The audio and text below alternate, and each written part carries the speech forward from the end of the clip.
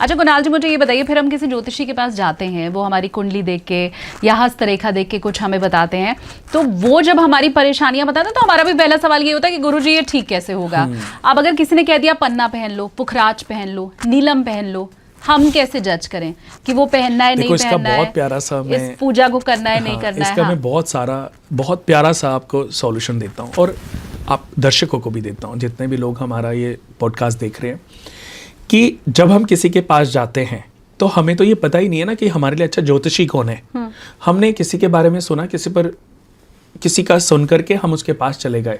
तो मेरा ये कहना है कि आप एक ज्योतिषी के पास जाओ, उसको अपनी प्रॉब्लम बताओ, या वो आपकी कुंडली देख के आपकी प्रॉब्लम बता देते हैं, तो उसका ठीक है सॉल्यूशन जो भी आपको समझ आए इजी वे में आप करो। कुछ दिन बाद आप फील करते हो कि आपकी चीज़ें ठीक नहीं हुई, फिर आपने किसी दूसरे ज्योतिषी के बारे में सुन लिया, फिर चीज़ें ठीक नहीं हुई, फिर तीसरी बार आप फिर ट्राई करो। लेकिन अगर आपको लगता है कि 3 बार आप लोगों के पास गए, एस्ट्रोलॉजर के पास गए और आपकी चीज़ें ठीक नहीं हुई, उसके बाद आप कहीं पर मत जाओ, सिर्फ भगवान की शरण में चले जाओ, भगवान की शरण में जाओ। मैं आपको ये प्रॉमिस कर रहा हूँ कि सच्चे मन से, सच्ची श्रद्धा से, सच्ची शिद्दत से आप ईश्वर को अपना गुरु बना लो। आप जितनी भी भगवान की मूर्तियाँ आपके मंदिर में हैं, एक मूर्ति को अपना दोस्त बना लो, सखा बना लो, अपना मित्र बना लो, अपना भगवान बना लो, अपना गुरु बना लो, अपना सब कुछ मान लो। उनसे अपनी प्रॉब्लम को शेयर करो। आप ये फील करेंगे घर बैठे बैठे, रास्ते में जाते जाते। ईश्वर, एक बहुत प्यारा गाना था, ना जाने किस रूप में, जुबिन नौटियाल का था, किस रूप में नारायण आपको मिल जाएंगे। तो ये गाना जरूर है, बट ये सत्यता है कि जब आप अच्छे आचरण का पालन करते हैं, जब आप पूरी शिद्दत के साथ, श्रद्धा के साथ, भक्ति के साथ कुछ भी करते हैं ना अच्छा, तो ईश्वर अपने आप आपके रास्ते बनाने शुरू कर देते हैं। और अच्छा ज्योतिषी अभी तक मिला नहीं, 3 बार गए ना आप, इसका मतलब ज्योतिषीय उपाय आपकी लाइफ में नहीं लिखे। अभी आपका समय नहीं आया कि आपको एक अच्छा एस्ट्रोलॉजर मिले और आपको वो सॉल्यूशन दे और आपकी चीज़ें ठीक हो जाएं। अगर पाप बड़े हैं ना, तो प्रायश्चित भी बड़ा होगा, उसका पाप भोगना पड़ेगा। जब तक पाप फल खत्म नहीं होगा तब तक आपकी चीज़ें ठीक नहीं होंगी। अगर पूर्व जन्म में पत्नी को दुख दिया है तो इस जन्म में पत्नी की केयर करने से ही प्रायश्चित समाप्त होगा, और कोई तरीका नहीं है। आपने मेरे से 10,000 रुपये लिए, हाँ। अब इसका सॉल्यूशन मुझे बताओ कि इसका सॉल्यूशन क्या है, कि आप मुझे ना टोको ना बोलो, तो क्या होना चाहिए? वापस ही करना है, इसके अलावा कोई सॉल्यूशन नहीं है। तो जो जैसा किया है वो वैसा एक बार तो भोगना पड़ेगा।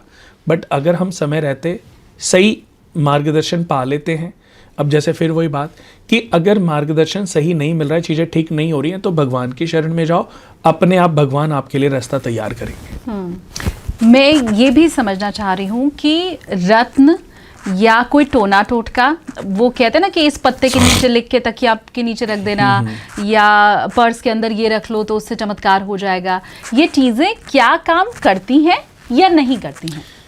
देखो, मैं आपको बता दूं कि सबसे पहले सबसे अच्छा, अगर मैंने जिस पे बहुत काम किया है, 25 साल से जब भी ज़्यादा हो गए मुझे एस्ट्रोलॉजी लाइन में, सबसे ज़्यादा जो काम करते हैं रत्न काम करते हैं। क्योंकि रत्न रासायनिक क्रियाओं से आपस में जमीन के अंदर ये तैयार होते हैं, बट ये हमारी बॉडी को अपने अनुरूप कर लेते हैं कि हमारी बॉडी के अंदर भी आयरन है, जमीन के अंदर भी आयरन है। तो आयरन से आयरन का जब मिलन होगा तो हमारे शरीर की हड्डियों को ये ठीक कर सकते हैं। बट उसके लिए हमें ये जानकारी सही होनी बहुत ज़रूरी है कि हमारे लिए सही रत्न क्या होना चाहिए। और मैं अब ये कहूँगा तो शायद गलत होएगा, मुझे लगता नहीं कि मेरे से अच्छा स्टोन रिकमेंडेशन इस धरती पे कोई दूसरा होएगा। मेरे को ये खुशी इसलिए मिलती है कि मैंने आज तक जितने लोगों को रत्न बताए हैं, उन लोगों ने मुझे आगे रिकमेंडेशन दी कि मैंने करोड़ों लोगों को स्टोन्स रिकमेंड किए, पहनाए। मुझे कभी किसी ने ये नहीं बोला कि आपने नीलम पहनाया, मेरी लाइफ, उसकी लाइफ बदली है, उसकी लाइफ चेंज हुई है। चाहे वो बिल्डर हो, चाहे वो स्टार्स हों, चाहे वो बॉलीवुड लाइन में हो, मीडिया लाइन में हो, डॉक्टर हो, इंजीनियर हो, कोई भी हो, दुनिया की ऐसी कोई कंट्री है ही नहीं जहाँ मैं जाता ना हूँ, जहाँ माउथ टू माउथ ही मेरी क्लाइंटेज बढ़ती जा रही है। तो उसकी वजह है कि रिकमेंडेशन अच्छी है। और आज मेरे ऊपर शुक्र की दशा चल रही है। शुक्र मेरा भाग्येश और धनेश होकर के 10th घर में बैठा है। जब से आए मेरी लाइफ बदल गई। अब मुझे ये लगता है कि जब आपका समय अच्छा होता है ना, तो भगवान आपको उन्हीं लोगों से मिलवाता है जिनकी किस्मत बदलने वाली है।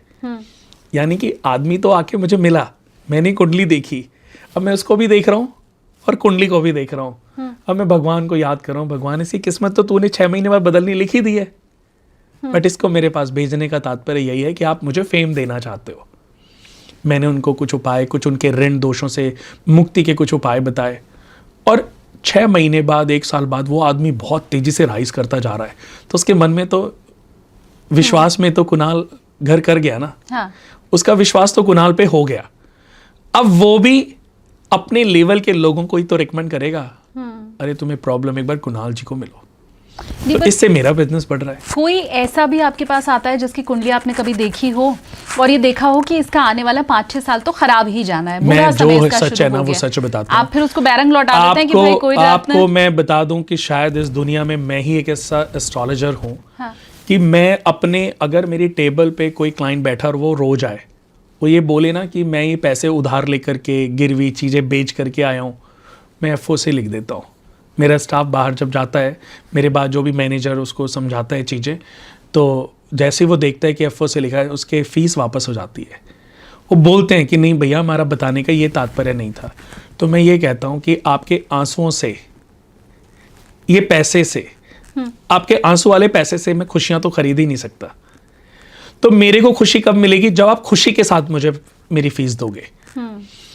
अब वो कब होगी? जब आपकी तरक्की होगी। तो जब आपकी तरक्की होगी तब आप मुझे फीस देने आना, और मैं आपको श्योरिटी देता हूँ आपकी तरक्की जरूर होगी और आप मुझे फीस देने जरूर आओगे।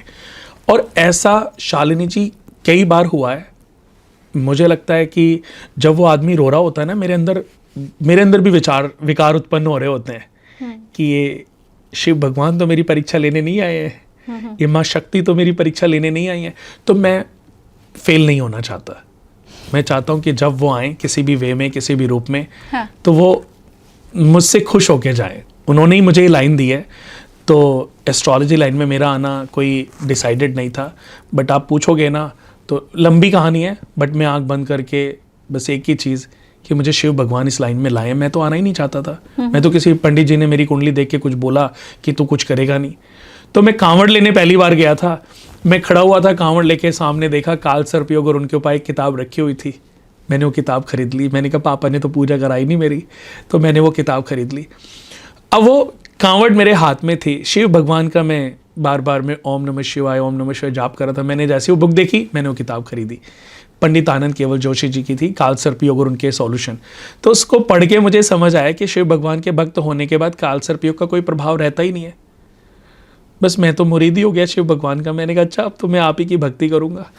और जब आप किसी एक की भक्ति करते हो ना, तो अपने आप आपको रास्ते मिलते चले जाते हैं। तो भगवान ने शायद मेरा आर्ट, नेचर, मेरा व्यवहार, मेरे लिए कुछ चीज़ें देखी होंगी। तो भगवान ने कहा तेरे लिए मैंने यही स्ट्रगल कराया समय पर,